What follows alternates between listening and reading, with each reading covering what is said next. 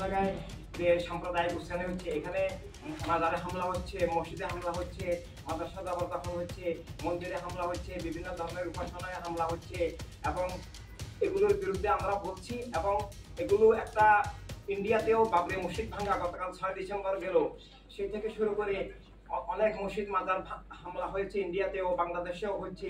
সেখানেও সাম্প্রদায়িক উগ্রবাদী রাজনৈতিক দল আছে, বাংলাদেশেও সাম্প্রদায়িক উগ্রবাদী জঙ্গিবাদী দল আছে।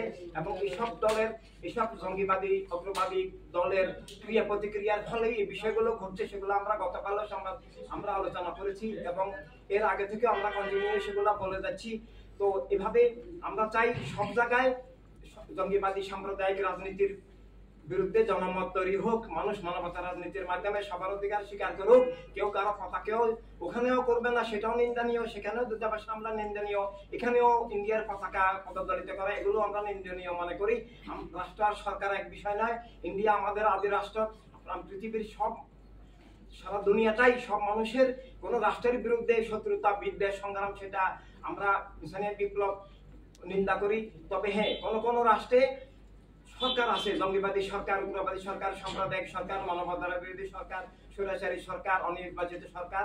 এই সরকার আর রাষ্ট্র এক বিষয় নয়। সেই সরকারগুলোর বিরুদ্ধে, সরকারের অন্যায়ের বিরুদ্ধে আমরা অবশ্যই ছিলাম, আছি, থাকবো। ইন্ডিয়াতেও আমরা সরকারের অন্যায় জঙ্গিবাদী আচরণ, বর্তমানে এই যে ওয়াকফ সম্পত্তি নিয়েও সেখানে অন্যায় চলছে। আসামে 40 লক্ষ মুসলিমের নাগরিকত্ব বাতিল করা হয়েছে। আমরা ইনসানিয়ত বিপ্লব, আমাদের কাছে অনেক ডকুমেন্ট আছে। আমরা ইন্ডিয়ান বর্তমান বিজেপি সরকারের অন্যায়ের অবিচারের, সাম্প্রদায়িক অনেক অবিচারের বিরুদ্ধে আমরা অনেক প্রোগ্রাম করেছি, প্রেস ক্লাবের সামনে আমরা মানববন্ধন করেছি, এখনো আমরা করে যাচ্ছি। সেটা শুধু ইন্ডিয়াতে নয়, বাংলাদেশেও একই সাথে। ইন্ডিয়া বাংলাদেশ সব জায়গায় মানবতার পক্ষের অনেক ভালো মানুষ আছেন। আমরা এই মানুষগুলোকে এই সাম্প্রদায়িক জঙ্গিবাদী উগ্রবাদী হিংস্র রাজনীতির থেকে মুক্তির জন্য, মানবতা রাজনীতির পক্ষে ঐক্যবদ্ধ হওয়ার জন্যই সমাধান হিসেবে তুলে ধরেছি। তাদের দিক থেকে আমরা হতাশ, কারণ তারা পক্ষপাত দুষ্ট হয়ে গেছেন। তাদের উপদেষ্টা পরিষদের মধ্যে জঙ্গিবাদী দলের নেতা আছেন এবং নির্বাচন কমিশনের যারা এখন আছেন, তারাও আমরা দেখতে পেয়েছি যে তাদের ইতিহাস, তারাও জঙ্গিবাদী দলের সমর্থক।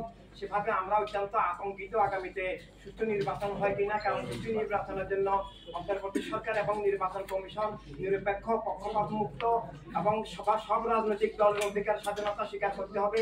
সবাইকে রাজনৈতিক ময়দানে কাজ করার, নিজ নিজ আদর্শ তুলে ধরার সুযোগ দিতে হবে এবং দেশে কথা বলার, কাজ করার মতো জীবনের স্বাধীনতা, রাজনৈতিক দলের স্বাধীনতা, নিরাপত্তা থাকতে হবে এবং সেটা বর্তমানে নাই। তাই আগামী নির্বাচন সুষ্ঠু, নিরপেক্ষ, নিরাপদ হবে কিনা আমরা খুবই আতঙ্কিত, আমরা খুবই সংশয়ের মধ্যে আছি। রাজনৈতিক দল হতে হলে রাষ্ট্রসভার সম্পদ সবার যার যার বিশ্বাস, আদর্শ, ধর্মমত নিয়ে চলার অধিকার স্বীকার করতে হবে। রাষ্ট্র এক ধর্মের ভিত্তিতে হবে না, এক ধর্মের নামে রাজনীতি হতে পারে না, এক ধর্মের ভিত্তিতে রাজনৈতিক দল হতে পারে না, এক ধর্মের ভিত্তিতে রাষ্ট্র হতে পারে না। ঠিক একই মতবাদ, সেটা সমাজতান্ত্রিক মতবাদ হোক, সেটা রাষ্ট্রীয় জাতীয়তাবাদ হোক, সেটা ভাষাগত জাতীয়তাবাদ হোক, এক একজন এক এক জাতীয়তায় বিশ্বাস করতে পারেন। যেমন আমরা ইনসানিয়ত বিপ্লব মানব জাতীয়তায় বিশ্বাসী, যে আমরা সব মানুষ এক জাতি, মানব জাতি, প্রাকৃতিক ভাবে জীবনের সত্য হিসাবে হাওয়া বাবা আদম আলাইহিস সালাম থেকে আমরা প্রাকৃতিক ভাবে সৃষ্ট, কোরআন কারীমেও সেটার সুস্পষ্ট নির্দেশনা আছে।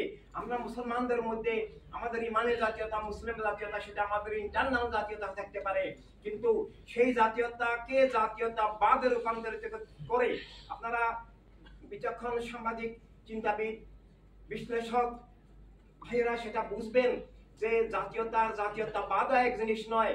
মুসলিম জাতীয়তা ইমানের বিষয়, মানব জাতীয়তা মানব জীবনের প্রাকৃতিক সত্য, কিন্তু সেটাকে জাতীয়তাবাদে রূপান্তরিত করে আমরা দেখছি 1947 সালে ইন্ডিয়াকে বিভক্ত করা হয় মুসলিম জাতীয়তাবাদের নামে, হিন্দু জাতীয়তাবাদের নামে, যে দ্বিজাতি তত্ত্বের নামে। যে এগুলো ইসলাম বিরোধী, জীবন বিরোধী, মানবতা বিরোধী।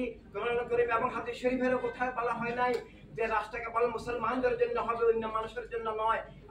যে সাংবিধানিক ভাবে এটা নিশ্চিত করতে হবে যে রাজনৈতিক দল হিসাবে নিবন্ধিত হতে হলে সেটা একক ধর্ম ভিত্তিক, একক মতবাদ ভিত্তিক হতে পারবে না। সেটা সব মানুষের অধিকার স্বাধীনতা রাষ্ট্রসভার, দুনিয়া সবার স্বীকার করতে হবে।